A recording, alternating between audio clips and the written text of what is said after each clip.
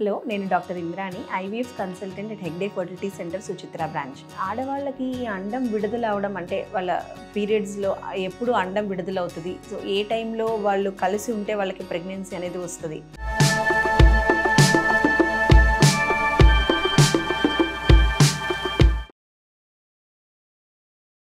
So నార్మల్గా ఏంటంటే రెగ్యులర్గా పీరియడ్స్ ఉన్న వాళ్ళల్లో అంటే 28 డేస్ లేదా 30 డేస్ సైకిల్ ఉన్న వాళ్ళల్లో ఏంటంటే ఈ అండం విడుదల అవ్వడం అనేది కూడా ఒక ఎగ్జాక్ట్ టైం అనేది మనం క్యాలిక్యులేట్ చేయొచ్చు అనమాట. ఎప్పుడు కూడా రెగ్యులర్గా 28 డేస్ సైకిల్ ఉన్న వాళ్ళల్లో మిడ్ సైకిల్లో అంటే 14వ రోజు లేదా 13వ రోజు నుంచి వాళ్ళకి ఈ అండం విడుదలయ్యే టైం అనమాట.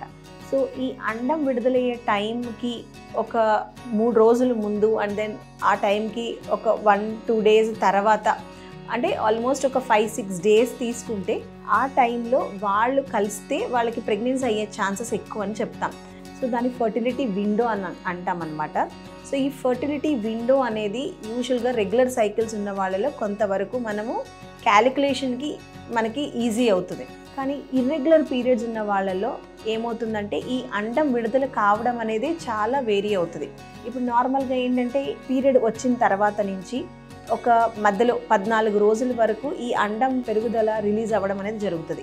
ఆ తర్వాత వచ్చే 14 రోజులు అనేది కాన్స్టెంట్గా ఉంటుంది అనమాట. సో అది చేంజ్ కాదు. సో ఆ 14 రోజులు ముందు ఉన్న ఫేజ్ ఏదైతే ఉంటుందో అంటే అండం విడుదల కావడం ముందు ఉన్న ఫేజ్ ఏదైతే ఉంటుందో అది వేరీ అవుతూ ఉంటుంది అనమాట.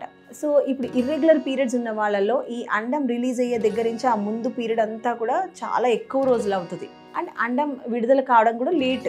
సో దానివల్ల ఏంటంటే వాళ్ళకి ఇలా న్యాచురల్గా ట్రై చేసినప్పుడు ఇది క్యాలిక్యులేట్ చేయడానికి చాలా కష్టం. కొంతమందికి ఏంటంటే ఈ అండం విడుదలయ్యే టైంలో లైట్గా కొంచెం కడుపులో నొప్పిలాగా ఉండనట్టు, లేదంటే కొంతమందికి కొంచెం స్పాటింగ్ లాగా అవడం, ఇలాంటివి కూడా కొన్ని గుర్తులు అనమాట.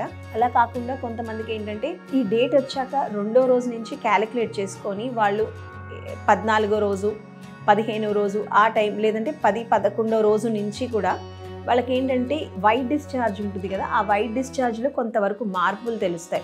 అదేంటంటే అండం విడుదలయ్యే టైంలో ఆ వైట్ డిశ్చార్జ్ అనేది చాలా థిన్గా చాలా స్ట్రెచబుల్గా ఉంటుంది. అంటే ఇట్లా స్ట్రెచ్ చేసినా కూడా అది తొందరగా బ్రేక్ అవ్వదన్నమాట.